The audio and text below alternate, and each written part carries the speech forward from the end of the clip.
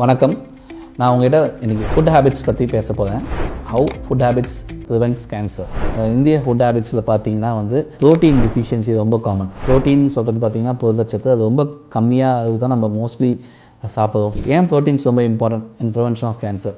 So ப்ரோட்டீன்ஸை பொறுத்த வரைக்கும் பார்த்தீங்கன்னா நம்ம உடம்புல நடக்கிற மாற்றங்கள் தினம் தினம் நிறைய ஜீன்ஸ் மியூட்டேட் ஆகினே இருக்கும். நம்ம உடம்புல இருக்க செல்லில் அந்த செல்ஸ் எல்லாம் நம்ம உடம்பு தானாக ரிப்பேர் பண்ண ட்ரை பண்ணும். அந்த ரிப்பேர் பண்ண ட்ரை பண்ணும்போது ரிப்பேர் பண்ண முடிஞ்சால் ரிப்பேர் பண்ணிவிடும். அப்படி ரிப்பேர் பண்ண முடியலனா அந்த செல்ஸை தானாகவே அழிச்சிடும். செல்ஸ் அழியும் போது நியூ செல்ஸ் உருவாகும், ரீப்ளேஸ் ஆகும். ஸோ அந்த ரீப்ளேஸ் பண்ணுறதுக்கு நம்ம உடம்புல ப்ரோட்டீன்ஸ் தேவைப்படுது. தினம் நம்மளுக்கு நிறைய ப்ரோட்டீன்ஸ் தேவைப்படுது.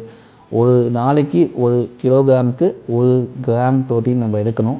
ஸோ அந்த protein deficiency is very important to prevent cancer. So protein அடிக்கடி எடுத்தால் தான் நம்ம உடம்பு அந்த வேலையை செய்யும். அப்படி அது வேலையை செய்ய முடியாத பட்சத்தில் அந்த மாதிரி மியூட்டேட் ஆன செல்கள் சேர்ந்து கேன்சராக மாற வாய்ப்புகள் இருக்குது. So always take adequate protein in your diet and keep your diet very balanced.